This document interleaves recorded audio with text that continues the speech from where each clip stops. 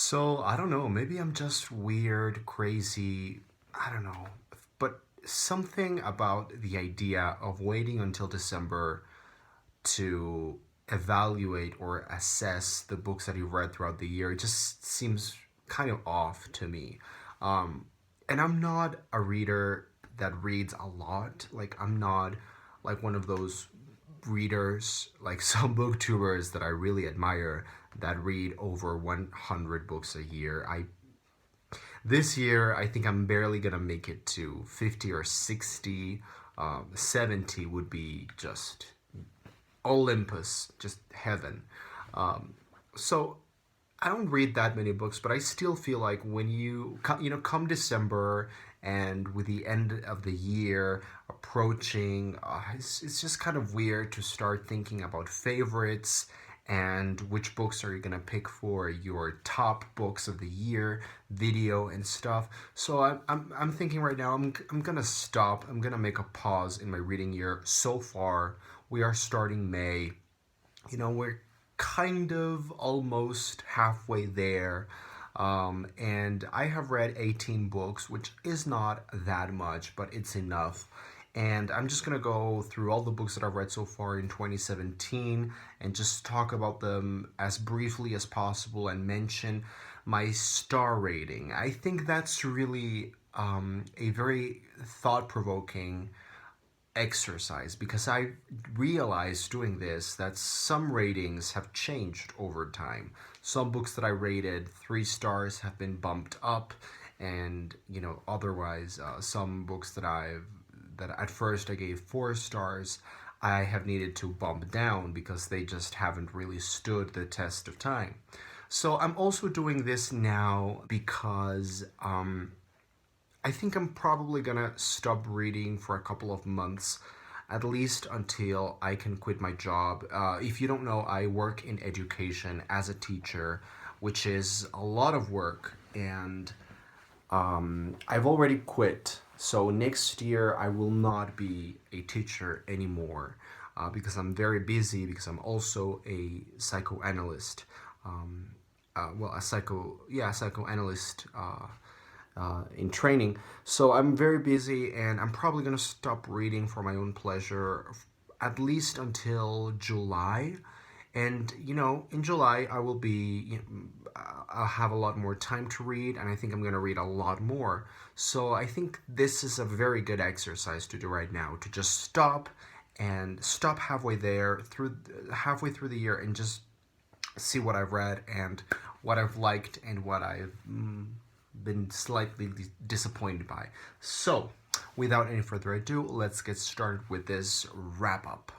So, the first book that I read this year was The Labyrinth of Spirits. This is book number 4 and the last book in the Cemetery of Forgotten Books series by Carlos Ruiz Zafón, who is one of my favorite writers, and this is one of my favorite series. It's the series that started with The Shadow of the Wind, which is on a lot of people's favorites lists, and I was slightly disappointed. I liked it overall, and I really liked the conclusion to the entire series, but the book is just ridiculously long. It's 900 pages long, and the individual plot of this book was not that interesting, so I gave this one 3 stars. Then I continued on with my reread of Harry Potter, and I read Harry Potter and the Prisoner of Azkaban, and I just adored it. This one was significantly better than the first two, and I gave it 4 stars. Next, I read a Spanish novel, or novella, which is Irlanda by Espiro Frere, and I loved it. I was really blown away. Beautiful writing, very gothic. This is for people who enjoy Shirley Jackson, particularly if you have enjoyed We've Always Lived in the Castle by Shirley Jackson, or maybe The Turn of the Screw by Henry James, that kind of vibe. This is for you. It's really creepy, it's fascinating, and I give it 4 stars. Then after that, I read some nonfiction for a change, and I read a memoir by Bryan Cranston. This is A Life in Parts.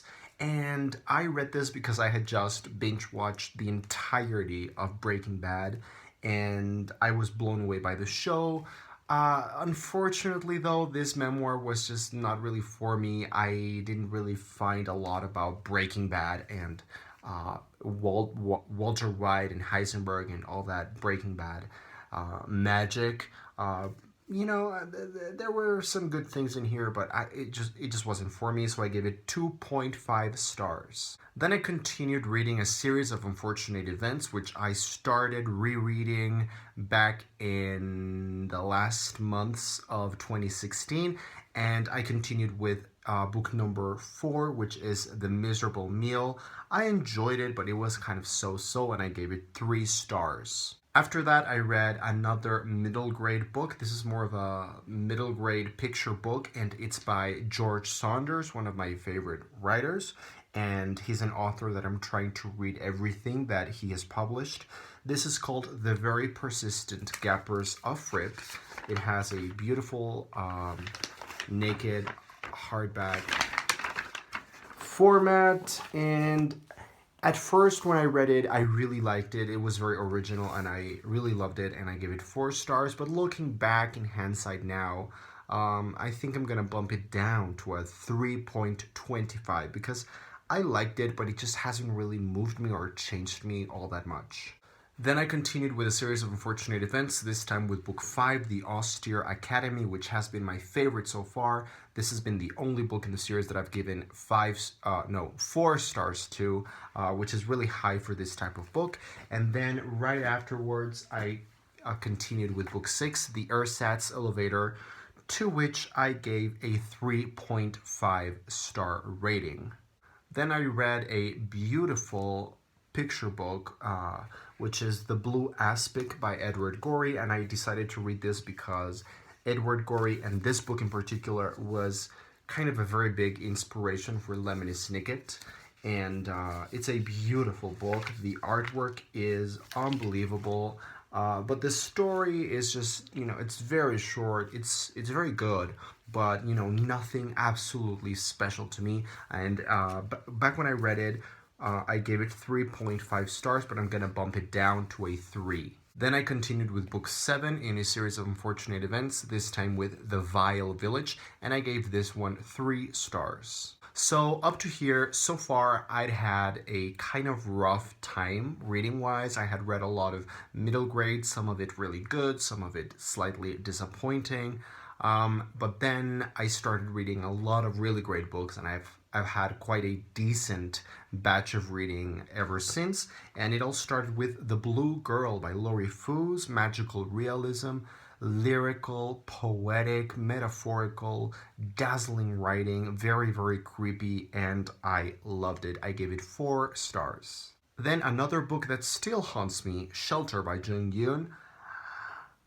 I didn't love the ending, but everything else was very good and quite surprising, and it definitely got me thinking, and I gave it 3.75, almost a 4, almost. Then I read another nonfiction, this time by Philip Pullman, and this is a collection of 3 short essays entitled Against Identity, and when I read it I gave it 4 stars, but I have changed it to a 3.75.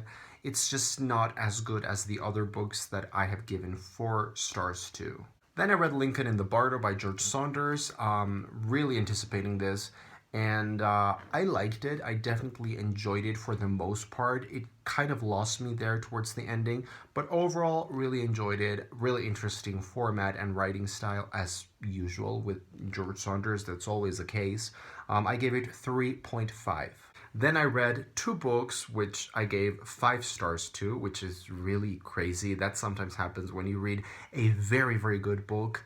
Then the next one is almost the next book that you choose to read is kind of, that decision becomes kind of informed by the previous book that you read. And that certainly happened here. It was really crazy, but it happened, I swear. So first I read The Unseen World by Liz Moore. I gave it 5 stars. I just loved the story and the characters. Oh my god, the characters.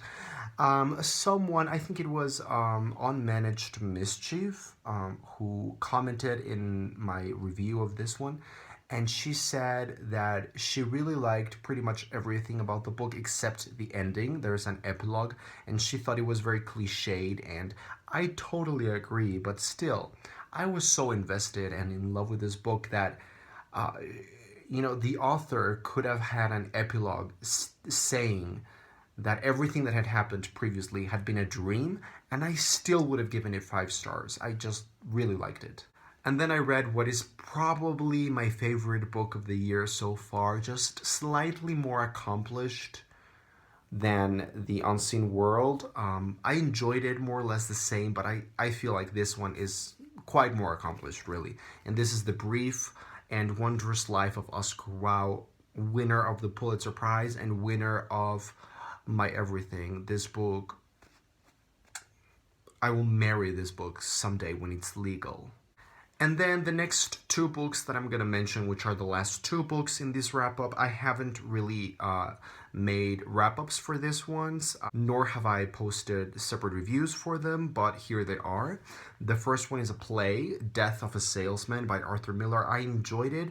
I feel slightly guilty that I didn't love it because I felt like this is a book that I should have loved. I enjoyed it. Sometimes I felt like it was overly dramatic and too much like in your face, like everything was spoon fed a little bit. But I enjoyed it. I really liked the themes and some of the lines. And yeah, reading a play is always refreshing for me since I always read novels. So I gave this one 3 stars. And then last but not least, just yesterday I finished reading Alcatraz versus the Evil Librarians by Brandon Sanderson. This is book 1 in his Alcatraz series, and I really liked it. I was surprised to enjoy it as much as I did. I read it in one day, almost one sitting, and I gave it 3.5. I think this is a very good book to read to a younger audience. If you are a teacher, this is great for students. If you are a parent or someone who is connected in any way to children, please put this type of books in their hands because they will love reading. They'll fall in love with reading. So that was my 2017 reading year so far. I'm really looking forward to having more free time that I can dedicate to reading. So I'm just very excited for things to come. I have a very big amazing book haul coming up for you guys. I just need some books to still arrive in the mail, but when they do, I will film a book haul that is going to be quite the surprise. Stay tuned. I'm Just One Reader. I'll see you next time.